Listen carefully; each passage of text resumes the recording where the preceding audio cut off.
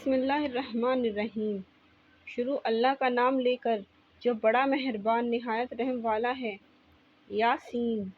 قسم ہے قرآن کی جو حکمت سے بھرا ہوا ہے۔ اے محمد صلی اللہ علیہ وآلہ وسلم، بے شک تم پیغمبروں میں سے ہو، سیدھے رستے پر ہو۔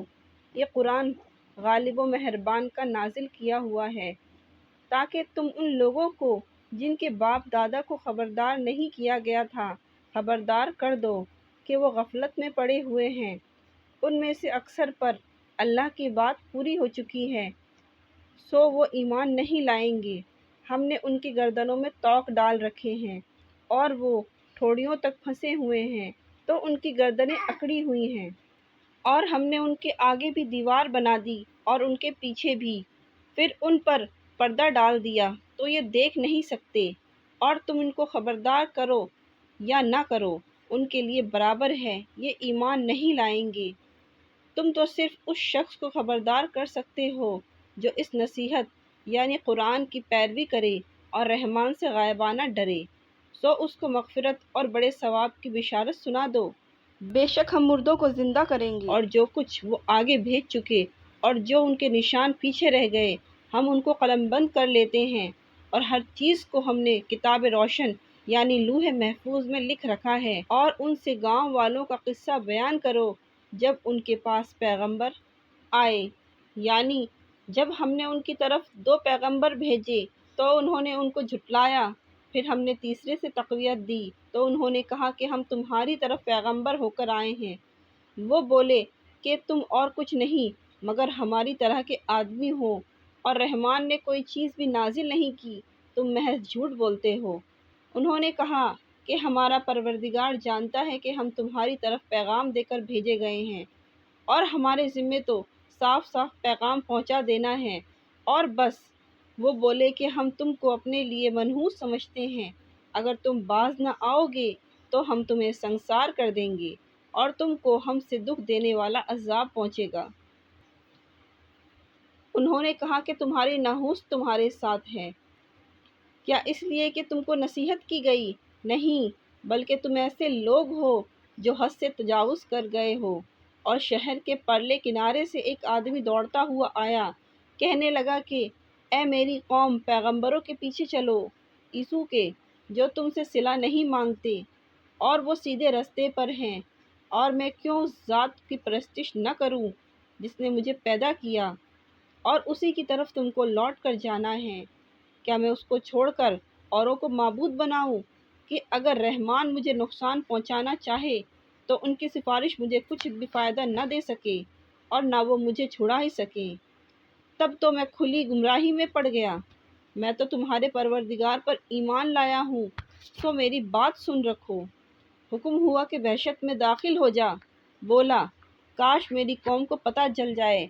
کہ میرے رب نے مجھے بخش دیا اور مجھے عزت والوں میں شامل کیا، اور ہم نے اس کے بعد اس کی قوم پر کوئی لشکر نہیں اتارا اور نہ ہم اتارنے والے تھے۔ وہ تو صرف ایک چنگاڑ تھی، سو وہ اس سے ناگہاں بجھ کر رہ گئے۔ بندوں پر افسوس کہ ان کے پاس جب کوئی پیغمبر آتا تو وہ اس سے تمسخر ضرور کرتے۔ کیا انہوں نے نہیں دیکھا کہ ہم نے ان سے پہلے بہت سے لوگوں کو ہلاک کر دیا تھا؟ اب وہ ان کی طرف لوٹ کر نہیں آئیں گے، اور سب کے سب ہمارے روبرو حاضر کیے جائیں گے۔ اور ایک نشانی ان کے لیے زمین مردہ ہے کہ ہم نے اس کو زندہ کیا اور اس سے اناج اگایا، پھر یہ اس میں سے کھاتے ہیں، اور اس میں کھجوروں اور انگوروں کے باغ پیدا کیے، اور اس میں چشمے جاری کر دیے تاکہ یہ ان باغوں کے پھل کھائیں۔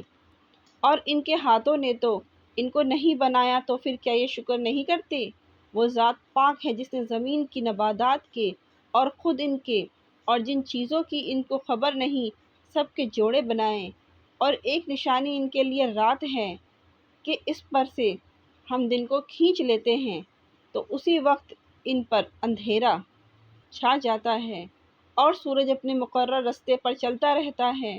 یہ اس غالب دانا کا مقرر کیا ہوا اندازہ ہے، اور چاند کی بھی ہم نے منزلیں مقرر کر دی، یہاں تک کہ گھٹتے گھٹتے کھجور کی پرانی شاخ کی طرح ہو جاتا ہے۔ نہ تو سورج ہی سے یہ ہو سکتا کہ چاند کو جا پکڑے، اور نہ ہی دن سے پہلے آ سکتی ہے اور نہ رات ہی دن سے پہلے آ سکتی ہے، اور سب اپنے اپنے مدار میں تیر رہے ہیں، اور ایک نشانی ان کے لیے یہ ہے کہ ہم نے ان کی اولاد کو بھری ہوئی کشتی میں سوار کیا اور ان کے لیے ویسی ہی اور چیزیں پیدا کی جن پر یہ سوار ہوتے ہیں، اور اگر ہم چاہیں تو ان کو غرق کر دیں، پھر نہ تو ان کا کوئی فریاد رس ہو اور نہ ہی ان کو رہائی ملے، مگر یہ ہماری رحمت اور ایک مدت تک کے فائدے ہیں۔ اور جب ان سے کہا جاتا ہے کہ جو تمہارے آگے اور جو تمہارے پیچھے ہیں ان سے ڈرو تاکہ تم پر رحم کیا جائے، اور ان کے پاس ان کے پروردگار کی طرف سے کوئی نشانی نہیں آتی مگر ان سے منہ پھیر لیتے ہیں، اور جب ان سے کہا جاتا ہے کہ جو رزق اللہ نے تم کو دیا ہے اس میں سے خرچ کرو، تو کافر مومنوں کے متعلق کہتے ہیں کہ بھلا ہم ان لوگوں کو کھانا کھلائیں جن کو اگر اللہ چاہتا تو خود کھلا دیتا، تم تو کھلی گمراہی میں ہو۔ اور کہتے ہیں اگر تم سچ کہتے ہو تو بتاؤ یہ وعدہ کب پورا ہوگا، یہ تو ایک چنگاڑ ہی کے منتظر ہیں جو ان کو اس حال میں کہ باہم جھگڑ رہے ہوں گے آ پکڑے گی، پھر نہ تو یہ وصیت ہی کر سکیں گے اور نہ اپنے گھر والوں میں واپس جا سکیں گے، اور جس وقت سور پھونکا جائے گا یہ قبروں سے نکل کر اپنے پروردگار کی طرف دوڑ پڑیں گے، کہیں گے ہائے بربادی، ہمیں ہماری خوابگاہوں سے کس نے جگہ اٹھایا، یہ وہی تو ہے جس کا رحمان نے وعدہ کیا تھا اور پیغمبروں نے سچ کہا تھا، وہ تو صرف ایک زور کی آواز ہوگی کہ سب کے سب ہمارے روبرو حاضر ہوں گے، پھر اس روز کسی شخص پر کچھ بھی ظلم نہیں کیا جائے گا اور تم کو بدلہ ویسا ہی ملے گا جیسے تم کام کرتے تھے۔ اہل جنت اس روز عیش و نشاط کے مشغلے میں خوش ہوں گے، وہ بھی اور ان کی بیویاں بھی سایوں میں تختوں پر تکیے لگائے بیٹھے ہوں گے، وہاں ان کے لیے میوے ہوں گے اور جو وہ منگوائیں گے ان کو ملے گا، ان کو پروردگار مہربان کی طرف سے سلام کہا جائے گا اور وہ فرمائے گا کہ گنہگاروں تم آج الگ ہو جاؤ، اے آدم کی اولاد، کیا میں نے تم سے کہہ نہیں دیا تھا کہ شیطان کو نہ پوجنا، وہ تمہارا کھلا دشمن ہے، اور یہ کہ میری ہی عبادت کرنا یہی سیدھا رستہ ہے، اور اس نے تم میں سے بہت سی خلقت کو گمراہ کر دیا تھا،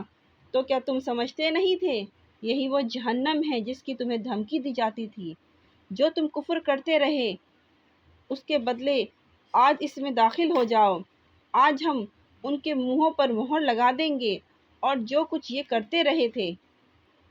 ان کے ہاتھ ہم سے بیان کر دیں گے اور ان کے پاؤں ان کی گواہی دیں گے، اور اگر ہم چاہیں تو ان کی آنکھوں کو مٹا کر اندھا کر دیں،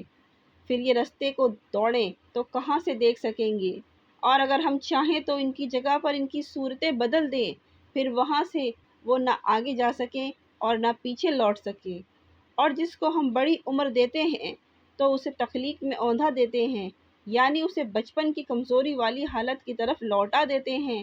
تو کیا یہ سمجھتے نہیں؟ اور ہم نے ان کو یعنی اپنے پیغمبر صلی اللہ علیہ وآلہ وسلم کو شعر گوئی نہیں سکھائی اور نہ وہ ان کو شایع ہی ہیں،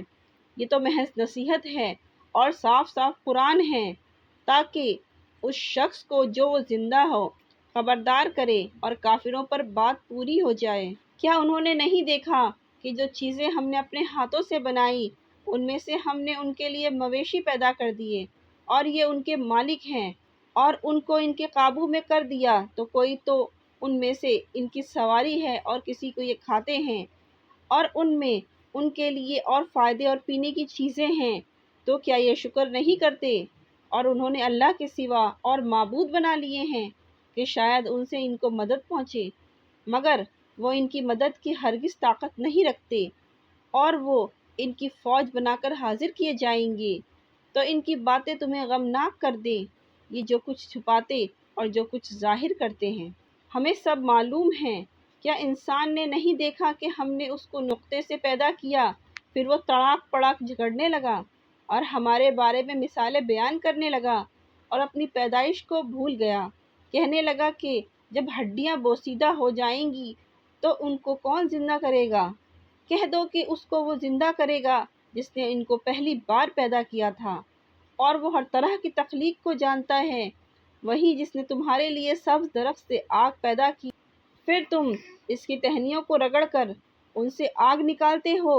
بھلا جس نے آسمانوں اور زمین کو پیدا کیا، کیا وہ اس بات پر قادر نہیں کہ ان کو پھر ویسے ہی پیدا کر دے؟ کیوں نہیں؟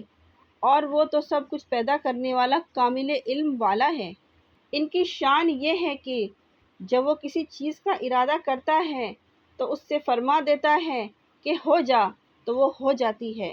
وہ ذات پاک ہے جس کے ہاتھ میں ہر چیز کی حکومت ہے، اور اسی کی طرف تم کو لوٹ کر جانا ہے۔